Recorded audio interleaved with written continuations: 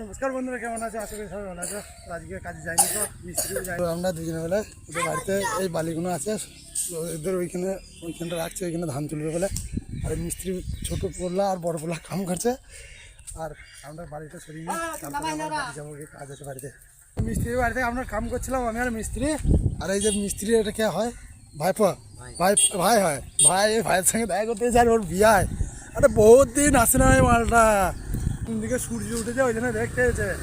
আর একটু পরে আমরা আবার ওই গিয়ে ওখানে গিয়ে দেখা যাবে। এখন মিস্ত্রি বাড়িতে যাচ্ছি, বালিগোটা তুলতে অর্ধেক তুলে রেখে পালিয়ে গেছিলাম, রান্না করতে গেছিলাম বাড়িতে। আমার রান্না হয়ে গেলো, ওকে ফোন করলাম, দিয়ে বললো ভাই আয়, অল্প চারটি আজকে বউ আছে, আমি চারটি আছে গিয়ে তাড়াতাড়ি করে বুঝে দিয়ে গেছি, টান করে ভাত খেয়ে নেবো।